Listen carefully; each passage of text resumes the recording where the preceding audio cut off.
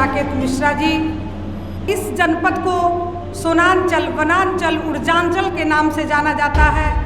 हमारा जनपद सोनभद्र जो पूरे उत्तर प्रदेश का सबसे अंतिम छोर है, इसको इस नाम से जानते हैं और साथ ही साथ इसको गुप्त काशी के नाम से भी जाना जाता है।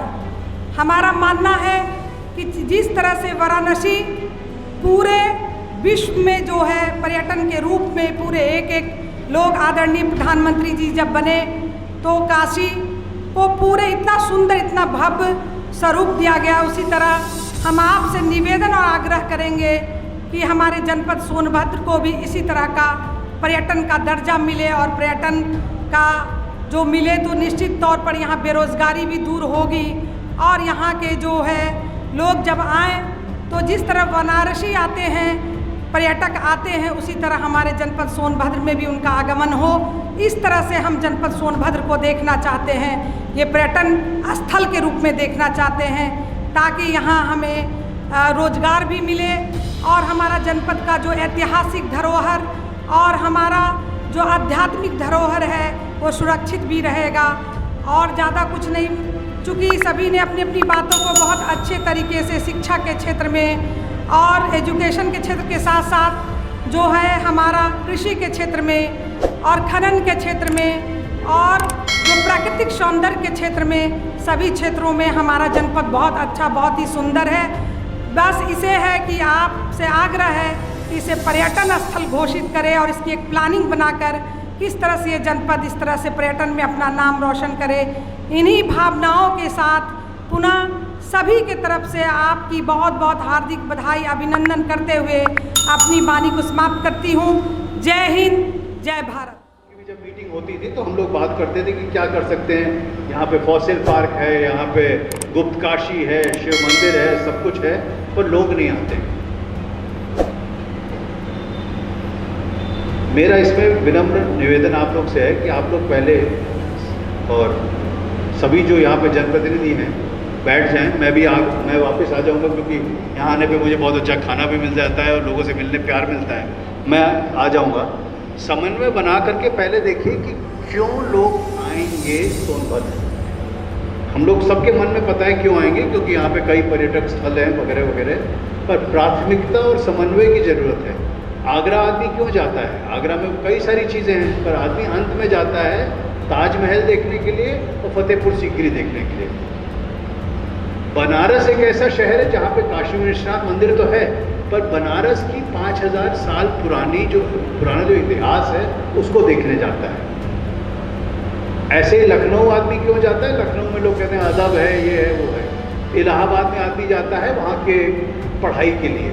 तो थोड़ा सा बैठ करके समन्वय पहले बनाया जाए कि इन 4 बिंदुओं पे हम लोग फोकस करके काम करेंगे। जैसे यहाँ पे जो आपके झरने हैं, वाटरफॉल हैं, उनको किस तरह से साफ, क्योंकि हर बार मैं पूर्वांचल विकास बोर्ड की मीटिंग में बैठता था, बताया जाता था कि झरने बने हुए पर कोई आता नहीं है। शायद 6 बजे के बाद वहाँ पे कोई जाता है तो छेड़खानी हो जाती है, कोई काम नहीं करता है। तो ये छोटी छोटी चीज़ें हैं। तो जब आप पहले प्राथमिकता सेट कर देंगे, उसके बाद सरकार को भूल जाइए। और मैं इसलिए कह रहा हूँ क्योंकि आप सिंपल एग्जांपल ले लीजिए, उदाहरण हमारी टेक्नोलॉजी आईटी इंडस्ट्री का। अगर सरकार के ऊपर इंतज़ार किए होते तो आज बेंगलोर नहीं होता, हमारा टेक्नोलॉजी सेक्टर टेक्नोलॉजी नहीं होता। और टूरिज़्म ऐसा ही सेक्टर है।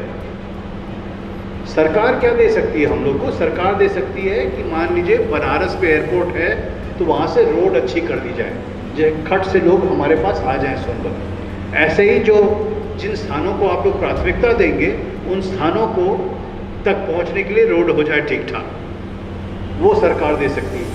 सरकार दे सकती है बिजली का साधन, कि मान लीजिए कोई मंदिर है या कोई वाटरफॉल है तो वहाँ पे अच्छी लाइटिंग कम से कम बिजली पहुँच जाएगी, क्योंकि ज़्यादा मुश्किल नहीं होना चाहिए क्योंकि यहाँ इतनी बिजली बनती है।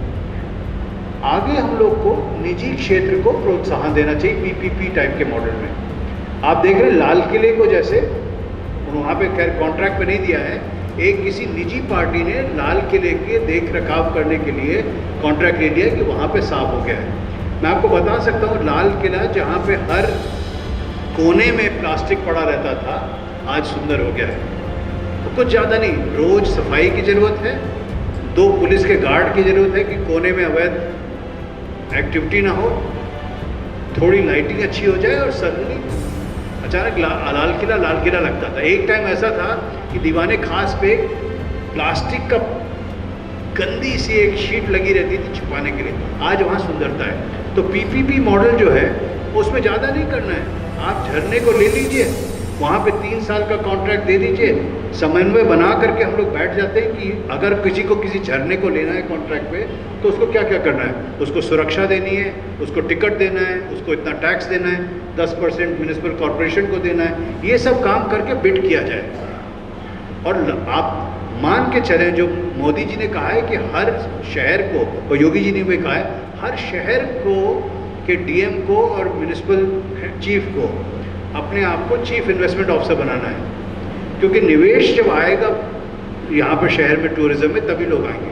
तो एक आदमी आपके झरनों को ले लेगा, एक कोई आदमी आकर के कह देगा ठीक है भाई इस मंदिर के मैनेजमेंट को, मतलब और कुछ नहीं, पुजारी जो पुजारी करते हैं, पंडे जो पंडे करते हैं, पर उस मंदिर की सफाई को, उस मंदिर की देख रखाव को, वहाँ पे टिकट कैसे मिलेगा, इसमें निजी क्षेत्र का निवेश आ सकता है। ऐसे ही फॉसिल पार्क है, फॉसिल पार्क के बारे में मैं सुनते सुनते मेरे कान करीब करीब फॉसिल हो गए, पर सच ये है कि उस फॉसिल पार्क को हम बर्बाद कर रहे हैं, कोई देखने नहीं आता है। इतना सुंदर फॉसिल पार्क, उसमें भी सोचा जाए, सरकार से बात की जाए कि किस तरह से फॉसिल पार्क में पूरा मत दीजिए, आधा दे दीजिए। और एक और आइडिया है, यहाँ पे जो थोड़ा ऊपर नीचे है वहाँ पे एडवेंचर गाड़ी चलाने का आजकल बहुत चलने लगा है कि लोग अलग अलग देश से आते हैं, साइकिलिंग करना चाहते हैं या गाड़ी चलाना चाहते हैं, साइकिल करने के लिए ऊपर नीचे जाने के लिए जितना यहाँ पे है उसके लिए खूब पैसा मिलेगा। तो मेरा मात्र ये सुझाव है, उसमें मैं पूरा समय देने को तैयार हूँ कि आप लोग थोड़ा सा विचार करें कि किस तरह से हम लोग अपने ही टूरिज़्म सेक्टर में प्राइवेट पैसा ला सकते हैं, क्योंकि पब्लिक पैसा अगर का इंतज़ार होगा तो पब्लिक पैसा आएगा।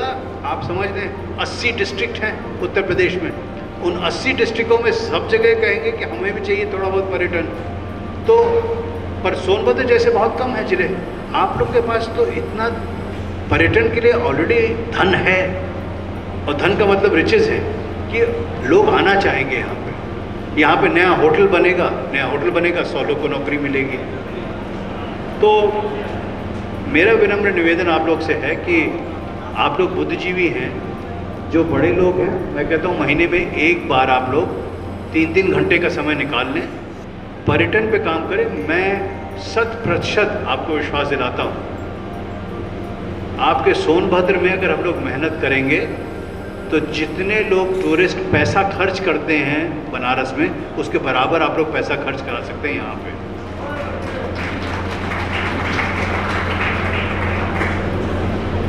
अवैध खनन के बारे में मैं बहुत छोटा आदमी हूँ, आइडिया बहुत सही था कि हम लोग को रोकना है सोर्स पे जा कर के, उसको मैं ट्रांसमीटर की तरफ पहुँचा दूँगा लखनऊ, पर उसमें मैं जहाँ पे हूँ मेरी क्षमता जितनी है उतनी ही है।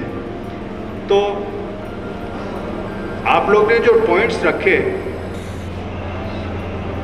कुल मिलाकर के 3 प्रमुख लगे मुझे।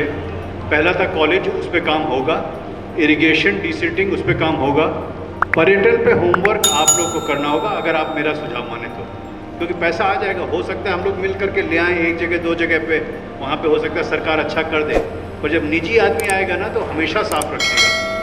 और अगर पब्लिक में होगा तो 5 साल साफ रहेगा, 1 साल नहीं रहेगा। वहाँ जो भी मैनेजर आएगा उसके ऊपर पूरी तरह हम लोग होंगे कि अगर अच्छा मैनेजर आए तो सफाई होगी, नहीं अच्छा मैनेजर नहीं आए। निजी क्षेत्र में कभी कभी पैसे का भी कुछ अच्छा इस्तेमाल होता है कि निजी क्षेत्र में शायद लालच ही उन लोग से काम कराएगी। साथ साथ पानी के लिए मेरे 2 सुझाव हैं। एक मैम आपके लिए भी है कि कम से कम शहर से बात शुरू की जाए रॉबर्ट्सगंज से, पर उसके बाद रूरल एरिया में भी किया जाए वाटर हार्वेस्टिंग का, क्योंकि आज कई जगह मैंने सुना कि कुछ जगह ऐसी जो पूरा पानी सूखा हुआ है और कुछ जगह पे बाढ़ आ जाती है जब पानी बरसता है। तो बाढ़ का पानी जो आता है वो अगर बह जाता है, वो उसका कारण कई होते हैं। हम लोग ने फर्टिलाइज़र वगैरह इतना इस्तेमाल किया कि ज़मीन कड़ी हो गई है, तो अब सूखती नहीं है ज़मीन। तो कोशिश ये की जाए कि हर जगह जहाँ जहाँ हो सके उसमें ज़्यादा नहीं लगता है, वाटर हार्वेस्टिंग शुरू कर दी जाएगी, उससे वाटर लेवल बढ़ जाएगा। दूसरा, यहाँ के ही इलाके के लिए इसी तरह की ज़मीन के लिए माइक्रो इरिगेशन का प्रयोग किया जाए, जो ड्रिप इरिगेशन होती है। उसी पानी में आप कम से कम 100 गुना ज़्यादा ज़मीन की खेती हो सकती है माइक्रो